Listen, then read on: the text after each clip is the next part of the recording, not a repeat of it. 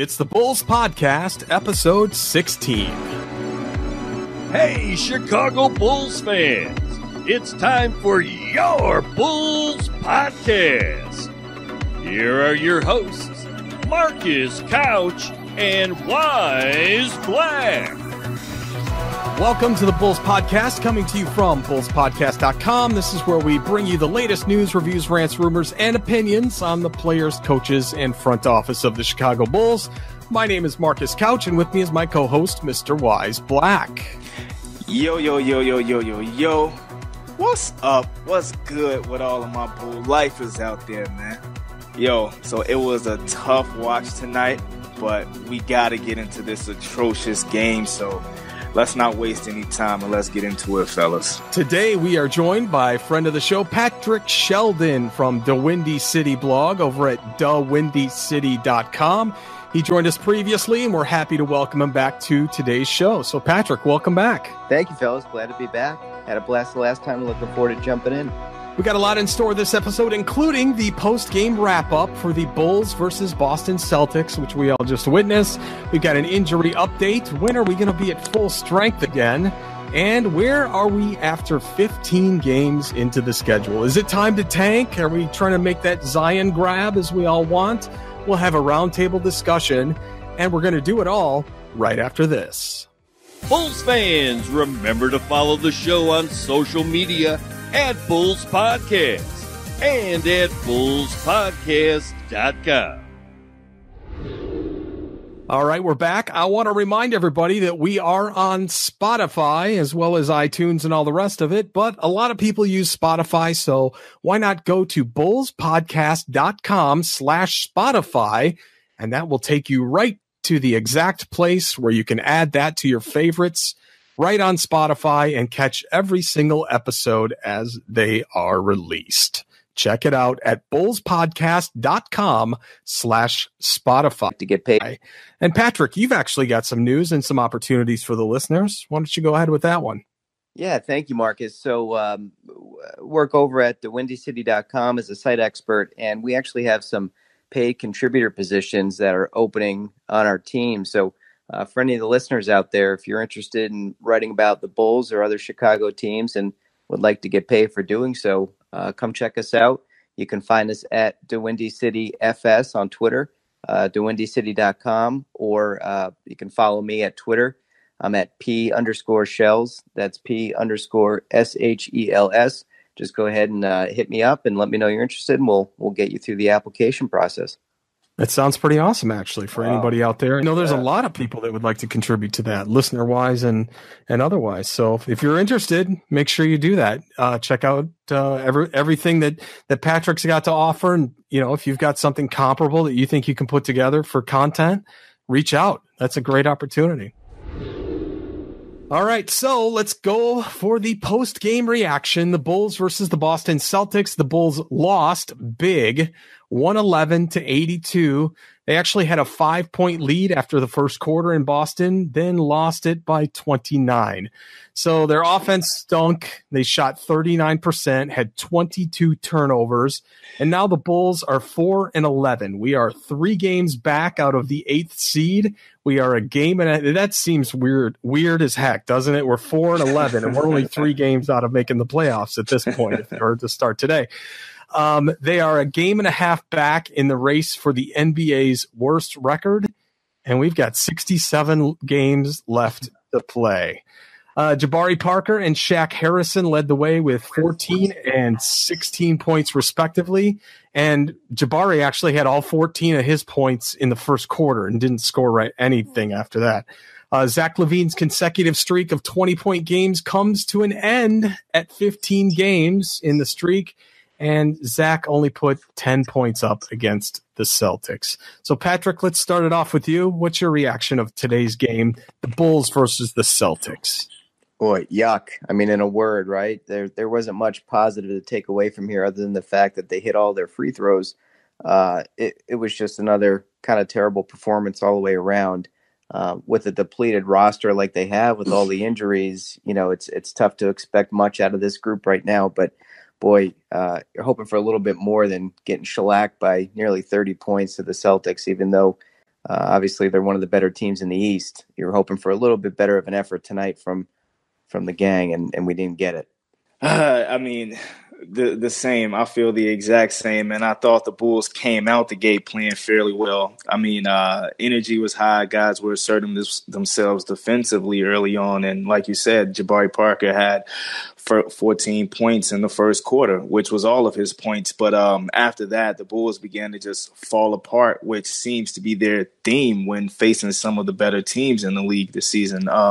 Zach LaVine was shooting poorly. Guys were playing a lot of one-on-one ball instead of finding the open man by moving the ball around, which I blame on poor play calling by the coach. And our defense continues to be atrocious. The turnovers were a problem. The lack of depth off the bench is hurting us, which I think Chandler Hutchison would probably be better as a starter for us in the place of Jabari Parker, because his brightest moments this season has been as the leader of the bench unit, and I don't think that he and Zach play well on the floor together either.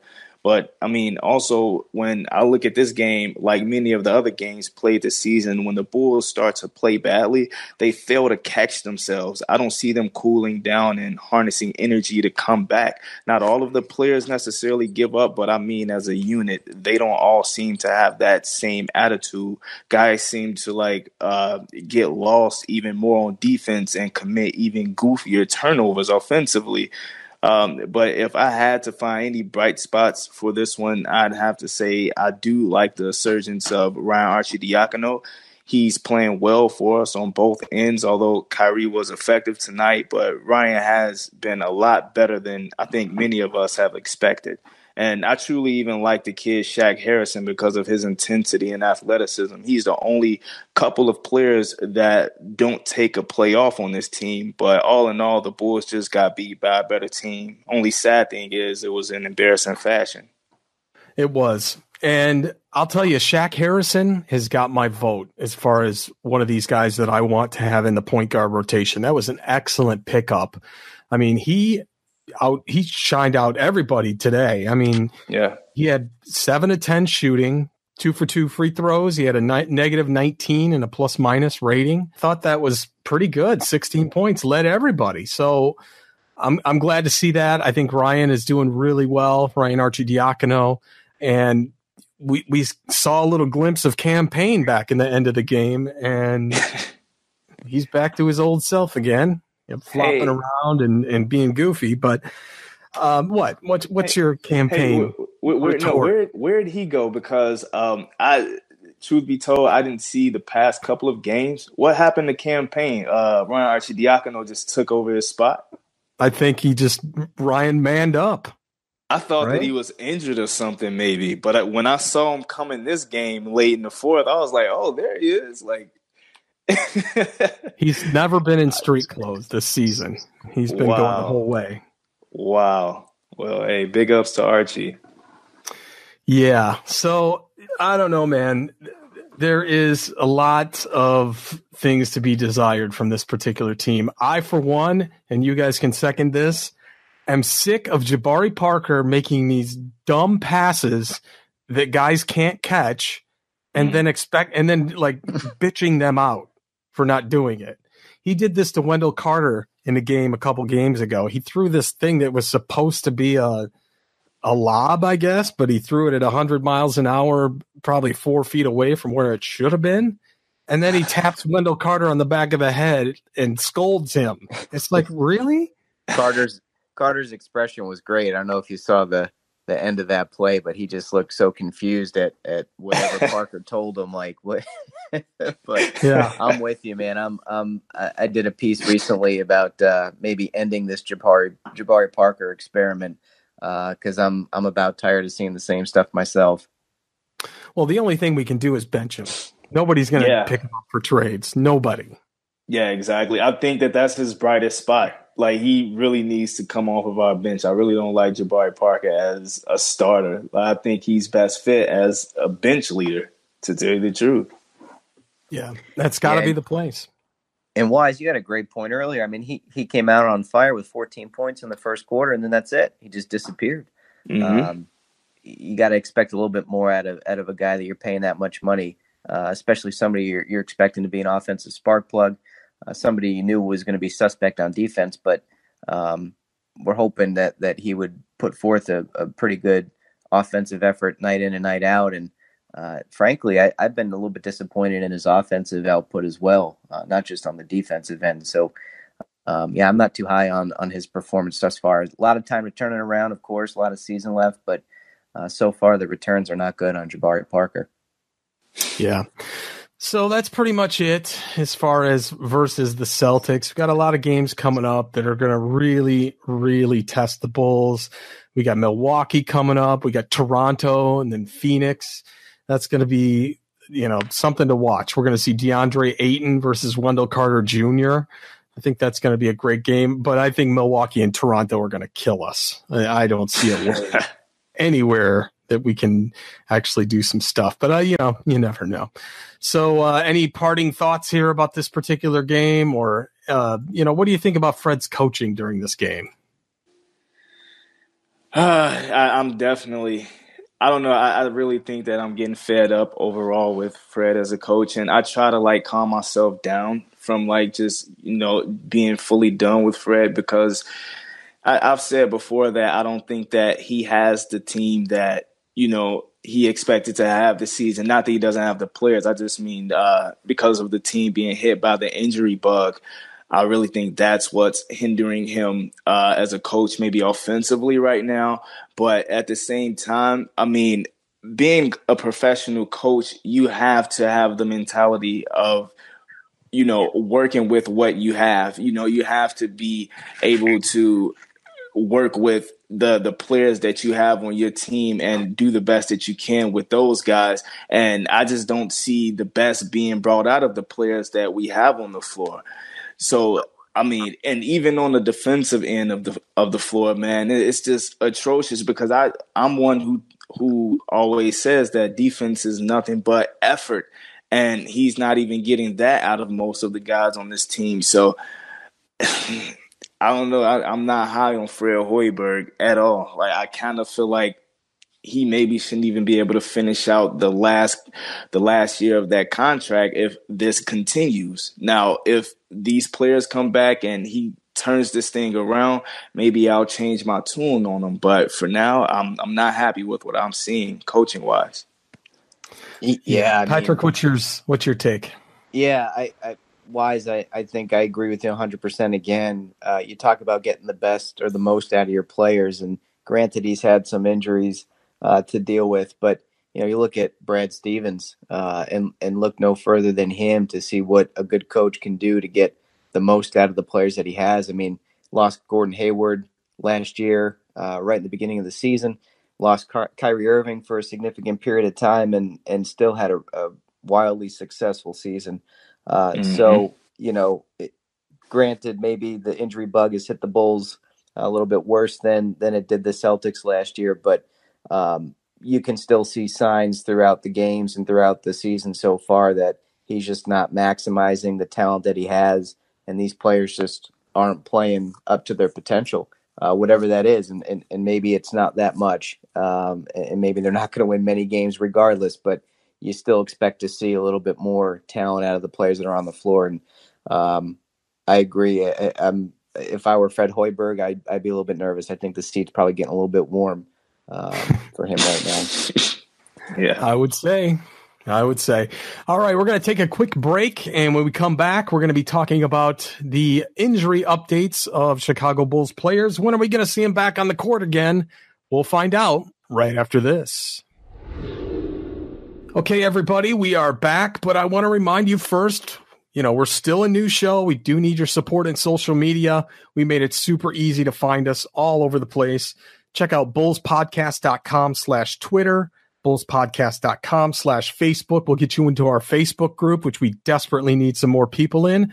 If you want to go to our YouTube channel, bullspodcast.com/YouTube, and we're also the username bullspodcast over at YouTube, and bullspodcast.com/Instagram is where you can find our Instagram. And I promise I'll start getting a little bit more active on that if you guys start following. So Make sure you check us out in social media and help make the show what it needs to be. All right, let's talk about some injury updates. Lauri Markkanen, Denzel Valentine, Chris Dunn, and Bobby Portis have all been out with injuries. Where do they stand in their recovery so far? So we're going to take them one by one. Let's talk about Lauri Markkanen.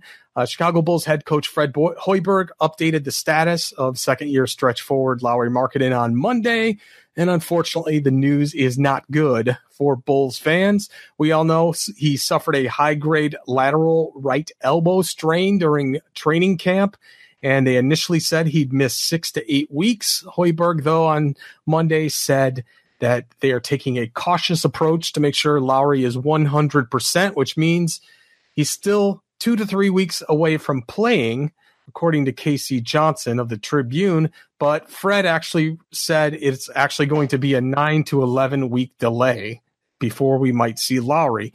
I don't understand that because he was seen taking threes and even dunking over people right before pregame tonight. So who really knows when this is going to happen? It may happen sometime in December, or it might happen next year, or it could be next game. Heck, who knows? But I don't know. Wyse, what's your take here on Lauri? Yeah, no, you're right when you make the point that, pregame he's dunking and shooting threes. So I really don't. It's confusing. It's kind of weird. But if this is true, then it's just more setbacks for the Bulls. It's gonna prolong their progression even more because obviously Lauri Markkanen is one of our key players, and they are missing him. They are truly missing him out there on the floor. Our 3-point shooting is hurting, and even guys like Zach LaVine, he's getting double teamed out there, and I feel like we don't have any other offensive threat on the floor and to draw some of that defense away from Zach. So with Lauri Markkanen being now even longer than we expected, presumably, then It just sucks for us Bulls fans and for this team overall, man. I really hope that this isn't true. I hope that Lauri does get back sooner than they're reporting here, because if he doesn't, then, it just prolongs our progression, as I said before. Yeah, now the one thing that I was thinking is maybe he's okay for shooting and maybe even just some light dunks, but maybe he's not ready to take any contact on that injured arm at all. That could be what's holding it all back. Patrick, do you agree with that? Yeah, that's a great point. There certainly seems to be a little bit of a disconnect between what Hoiberg has been saying and then what we saw today in the pregame warmups. He looked pretty spry, but that's a great point. Maybe he's just not ready for contact. In terms of bringing him back, I'm kind of taking the same approach with him that I've taken with the other folks that are injured. Is let's not rush it. Let's not kid ourselves. The Bulls aren't going anywhere this year, and the last thing they want to do is irreparable damage or further damage to some of their key players. So take their time, let them get back on their own schedule, and hey, if they lose a few more games in the process, they're just that much closer to a top 3 pick, right? So there you go. That's the upshot. But yeah, certainly want to get them back on the court to kind of see what they can do. Get those guys some playing time together. It's been a couple of years now, and it hasn't felt like the Bulls have had their full complement of players on the floor together, and that's difficult when you're evaluating Hoiberg too. It's almost a little bit unfair, but it's going to be nice to actually see a complete roster and see what their nucleus can do when they get some time together.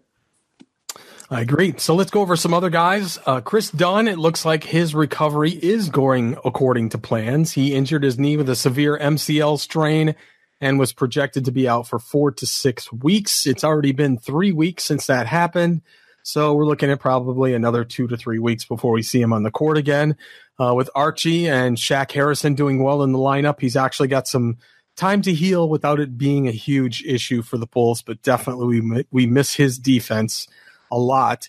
And speaking of defense, Bobby Portis actually has the exact same injury that Chris Dunn did, but with a different leg. So he is expected to miss 4 to 6 weeks, which is going to put him in the range of the first few weeks of December until we see him back. And then we got Denzel Valentine, who we haven't seen all year long.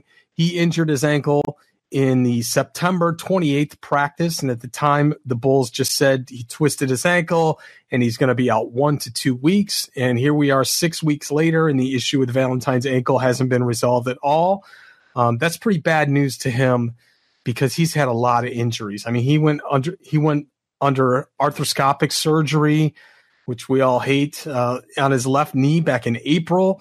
In the 2017 offseason, he had surgery on his left ankle, and then he had 2 different ankle injuries during the 2016-2017 season last year, and he missed 25 games. So it looks like the injury bug and Denzel Valentine have gotten a firm grasp on each other. And, you know, I'm sorry to say, but his summer games, maybe he didn't need to play in those. Maybe he needed to, you know, stiffen up his ankles a little bit more. Maybe Frank Nitti got a little too much of them. Who knows? All in all, though, it's going to be at least another month until we get to see our full team play again. Hopefully a little quicker than that.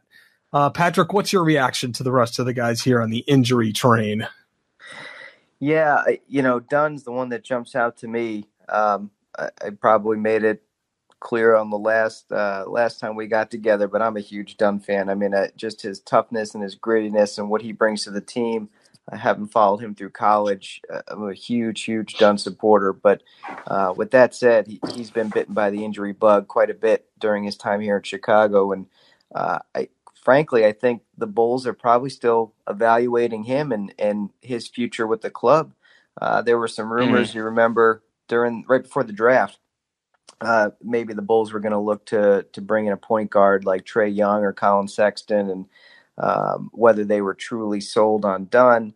There were what I thought were probably some crazy rumors about his work ethic in the offseason, which, you know, following him through college and knowing what he did to get himself ready on a day-to-day basis, I thought were odd. So, you know, maybe the Bulls just aren't sold on him. And he had that kind of scary injury last year when he fell off the rim following that dunk, and then I think he had a foot injury that kept him out a significant amount of time, and now with the MCL sprain. So I just think he's got to get healthy and get back on the court and get into a rhythm, because when he does, he's effective. But just like any player, if he's not out there getting his minutes and getting into a rhythm on the court with his teammates, it's going to be hard for him to play to the level he's capable of playing at. So, you know, feel bad for him, but at the same time, he's got to get back on the court and prove to the Bulls he's their point guard of the future, and he's worth re-upping when the time comes. Great points about Chris Dunn. I'd have to say my first thought is it really sucks for Denzel to be out this long and without a definitive timeline for his return. Like, I only say that because I like to look at him as one of our key role players because of his shooting and playmaking ability. But with guys like Antonio Blakeney knocking down his threes at a decent rate and the all-around game and athleticism of the rook Chandler Hutchison, I think Denzel is very expendable to this team. So for his sake, hopefully he comes back soon at 100% and plays his game well. But as for the guys that are out overall, many of them are key guys such as Lauri, Chris, Bobby. And, I mean, I attribute not all, but some of the Bulls' lack of chemistry on the floor and poor offensive play to those guys being out. You know, as I said before, Lauri is a strong offensive player for us with his shooting from deep, which draws a lot of defenders, allowing more open shots for his teammates. Chris Dunn's playmaking ability and chemistry with the two-man game that he and Lauri played so well last season. The threat from deep that Denzel is, and even the energy and respectable shooting from Bobby Portis. So, I mean, once all of these guys have the opportunity to be on the floor together, I think we'll see a different team for the better, if not at least for nothing other than offensively. Yeah, the one guy that I miss the most is Bobby Portis out of this whole mix, because this is going to hurt his contract chances in terms of getting any kind of major deal next year. I mean, maybe that's good for the Bulls, right? Maybe we just say, oh, hey, we just saved ourselves $5 million this year, or next year, whatever it happens to be. But Bobby's got to get back to healthy, and start putting up some good numbers if he expects to be the man either on this team or any other. So he's the one that I feel the most sorry for. Dunn's got 2 years left on his deal. Lowry, obviously, he's around for a while. Denzel's got 2 years on his deal. We just picked up his option. But it's Bobby Portis on the final year of his contract. So that's the guy that I'm worried about the most as a person. And I hope that he gets back and gets well soon. All right. We are going to take a quick break right now, and then we're going to talk about where we are after 15 games in the schedule. We'll do that right after this. So we've got 15 games in the books, and the Bulls actually have a 4-11 record. So we're about 20% into the season. With a continuation of this trend, we're going to have just 20 to 25 wins, exactly where Vegas thought we would be, and Wyse, we would lose our money. Are we buying into this "we're not trying so we can get Zion" meme? I think that's the new hashtag. I'm about ready to jump into that tank and let the rest of our guys tank and start it all next year. Patrick, let's start it off with you. What's your feeling on the first 15 games, and is it time to tank yet? Yeah, I've done a complete 180 on this topic since the season started. I know there was some talk preseason about whether the Bulls should consider another year of tanking, and I just didn't think it was worth it at the time. And even after the Markkanen injury, you felt like the season was still somewhat salvageable. But with the injuries to Dunn and to Portis and Valentine, and to see the way that Parker's playing and the way just the effort of some of the guys out there, and I mean, even Hoiberg came out after the game tonight and said, "Hey, our offensive energy shuts down as much as our defensive energy," and that's a pretty big indictment, I think, of him as a coach. So kind of surprised at those comments that he's not able to get the energy from his guys on the floor on either end. So, one of the biggest, or the two biggest reasons I felt like the Bulls shouldn't tank at the beginning of the season were to get that nucleus playing time together, so they could be evaluated and they can learn how to gel as a team. But that doesn't seem to be able to happen, at least not right now with all these injuries. And the other reason was really to do a thorough and proper evaluation of Hoiberg.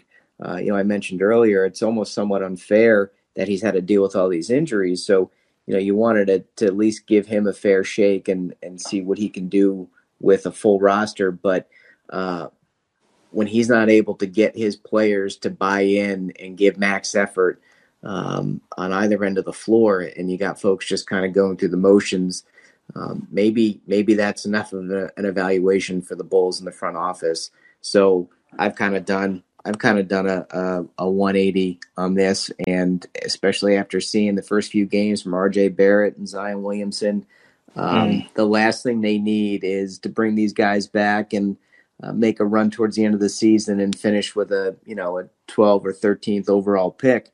I think you got to be in with both feet or not. And so personally, I think it would serve the Bulls well down the road if they just went full tank mode this year as well. No, I totally agree with that, and I'll tell you why. Yeah, I think if we can get Zion, get him. Otherwise, if he's not available in the draft when it's our pick, I think you got to go with whoever the top point guard is that we can get, right? And then with the money that we've got in Robin Lopez that's coming off the books, the money that we're stretching because we waived Amir Asik, the money that we're saving by not picking up Jabari Parker next year, you're going to have about almost $40 million to play with. And I think you throw the most money you can at the most elite free agent, either point guard or shooting guard, one of the two, and do as much as you can in that market with that tanking. If you can get a guy like Zion, this city is going to be lit for the next 8 years in terms of the Bulls, because already people that don't even watch college basketball are tuning in to Duke to see the show. And that's all going to switch over to Chicago if that can happen. Wyse, what do you think? Am I wrong?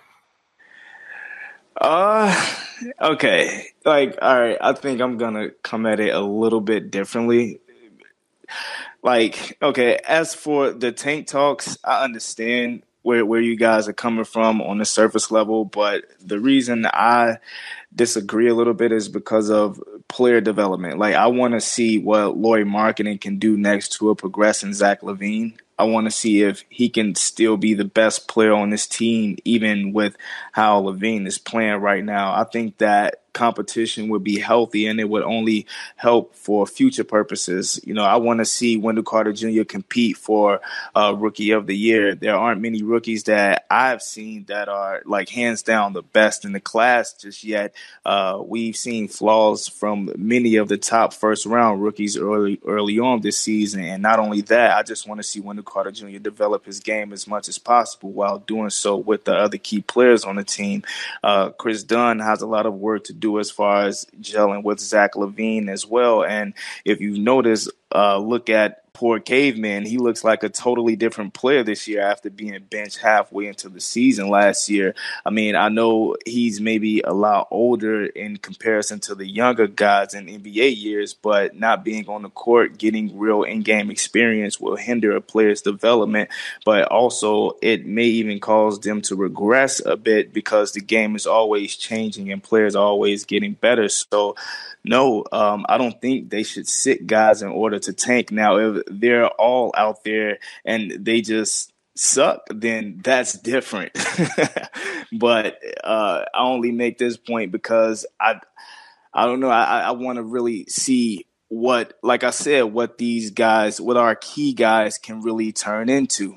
And with them only playing Lauri Markkanen 15 minutes per game or even, you know, sitting Zach LaVine after he's coming out and having, you know, a really good breakout year like he's having, and, you know, not letting Bobby Portis play in the last year of his contract. I mean, I don't know. Like, I just think that it wouldn't make much sense if these guys come in next season, even with like a player like RJ Barrett, or even, you know, his teammate in Zion, if, you know, Zach LaVine and Lauri Markkanen and some of the other key players on this team aren't poised to come out and, you know, all gel together and already be great as a team. You know, I think you want to implement a Zion or RJ Barrett into a team that's already on the uprise. But I think that we would kind of halt that if we tanked now. I don't know. It's just my thoughts. Why the Bulls did not trade Robin Lopez before the season started, I have no idea.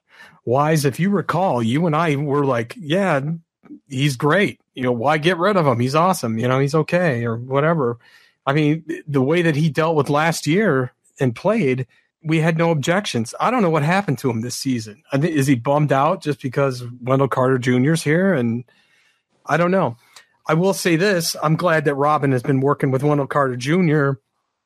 on certain things. I read that he was working with him all practice on how to get in and out without getting a 3-second violation, and teaching him how the right way to tag players so that you could reset that 3-second type of thing is a skill that you need to learn in the NBA.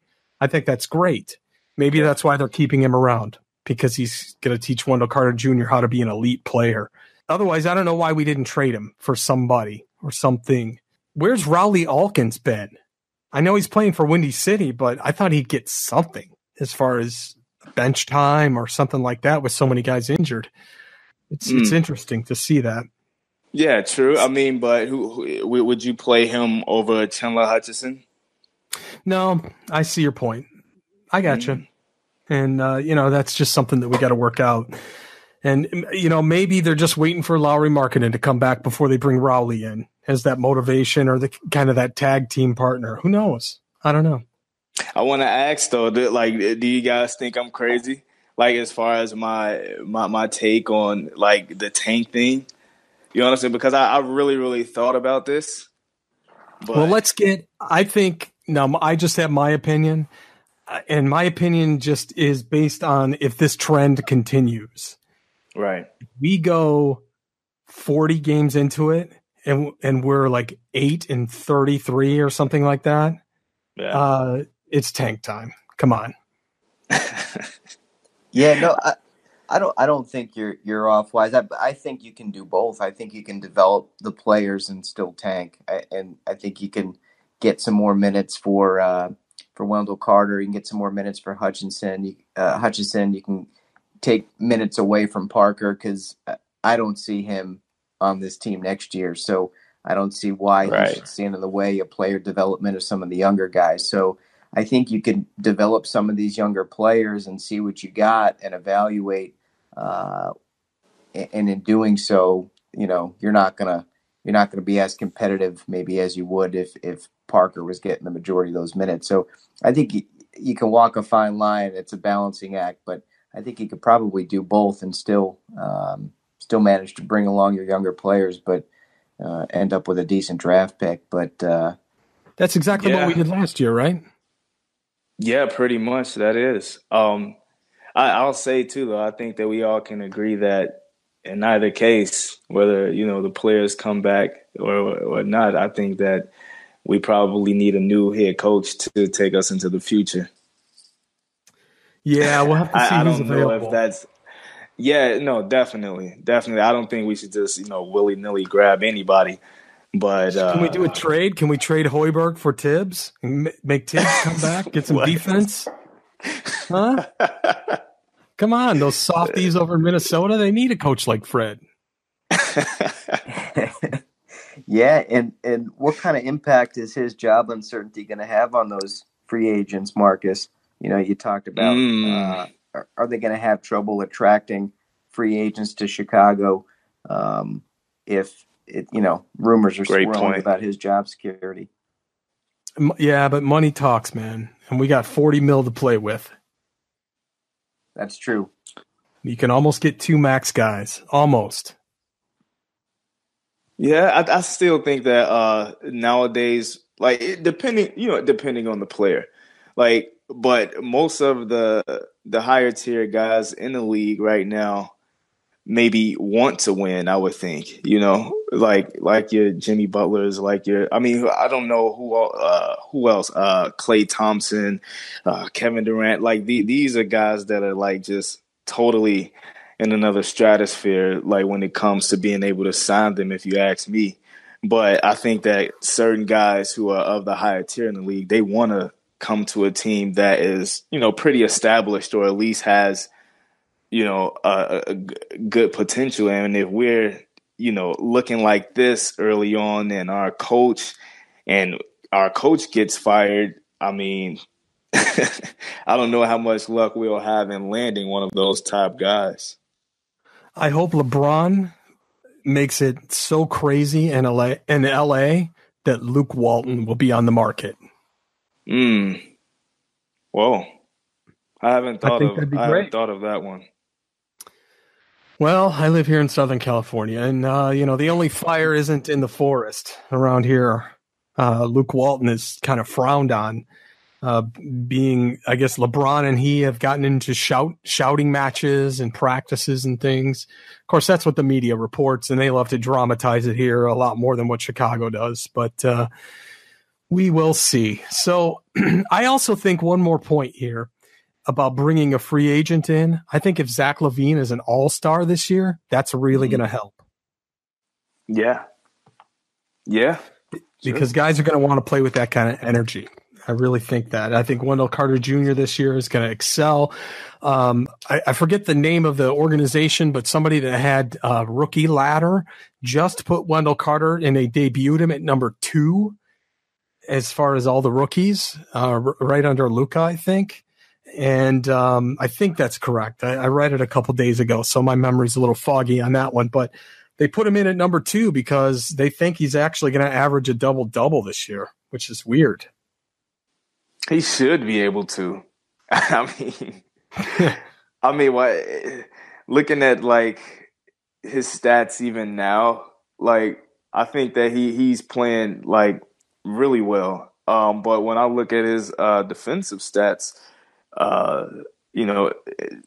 don't think they're that great. I mean his defensive rebounding stats, I don't think they're that great.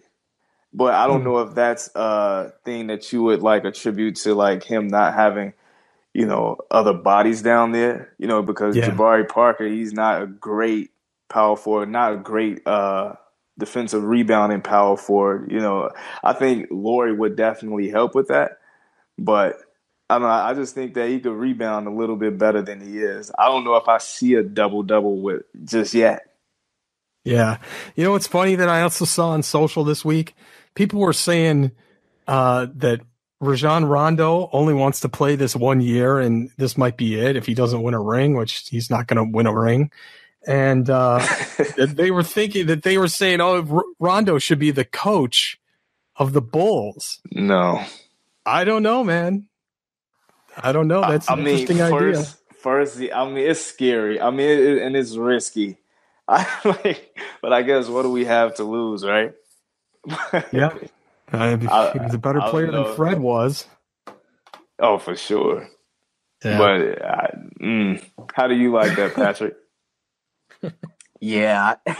I don't know how I'd feel. Luke Walton and Rondo, coach of the Bulls. Yeah, that may be the only one scarier than keeping Fred Hoiberg. Oh, don't say that.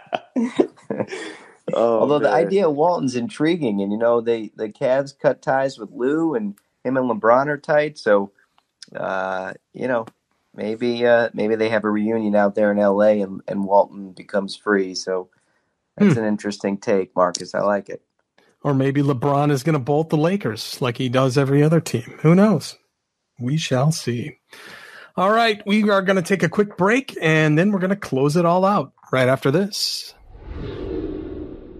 Okay, we do want to let everybody know that Wyse and I will be joining C-Red Fred on the next episode of the Chicago Bullseye, so make sure you check our social feeds for post notification over there. You can also find it at bulls.fm, which is an awesome site that I put together that has all the Bulls podcasts on it, and it self-updates. So if you go there, you're going to get every new Bulls podcast by about 6 or 8 different shows, which is pretty cool. Quick reminder, we do need our YouTube channel to blow up in terms of subscriptions. I think we're still 100 and something, maybe a little less. So if you're not already subscribed to us there, head over to our YouTube channel, youtube.com/Bulls Podcast, or you can go to bullspodcast.com/YouTube. Either one, mix match, whatever. That's the way to get to it.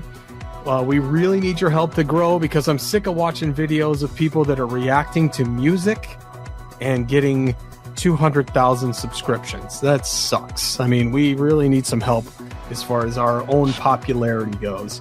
So everybody that's already one of Wyse's fans on his channel, then Wyse, what are you up to? 1 million by now? You got so many subscriptions now. But everybody over there on Wyse's channel, you need to go to the YouTube channel over at Bulls Podcast and subscribe. So in the coming week, we've got games against Milwaukee, Toronto, and Phoenix. The first 2 are going to suck for the Bulls. They're going to be very tough games. The Phoenix game is going to be really fun to see DeAndre Ayton versus Wendell Carter Jr. Wyse and I will be recording the show right after that game and share our post-game reaction. We got a lot of upcoming guests on the show coming up through the sphere here. We've got Stephen Noe from The Athletic. Joe Cowley from the Sun-Times has agreed to come on. And once we get a recording date on all that, we're going to try and get them on. It's going to be pretty cool. And also, I want to try and get another round of some of the Bulls podcasters in here. We're talking Edward Schuler, C-Red Fred. We're going to talk to him when we get on his show about having him come back and see if he can eat some Ryan Arcidiacono crow. And then we want Big Dave and C-Dub to come back. Big Dave is on that Bulls Outsiders show that you see as a post-game of every show. So I hope you guys are watching that, giving Big Dave some love over there. Got a lot going on. We want to thank you, Patrick Sheldon, for joining us tonight. You can find Patrick over at dullwindycity.com and on Twitter at P_SHELS. And we got a link to both of those over at bullspodcast.com. So Patrick, thanks again for coming on. Thanks for having me, fellas. Always a pleasure. Love talking Bulls with you guys and hope to do it again soon. No, for sure, man. As my man Marcus said, you guys connect with us on social over on Twitter and Instagram at Bulls Podcast, and also all of my subscribers on YouTube. Please help us out with the YouTube channel as well. We'd appreciate it greatly. And I just want to say thank you, Patrick, for coming on. It was a great show, just as the last one was that we had you on. So it was definitely fun today. This was a great one. All right. Until next time, everybody, thanks for listening. Go Bulls. Go Bulls. Hey, Bulls fans. This is your Bulls championship announcer, Ray Clay, saying so long, everybody. Go Bulls.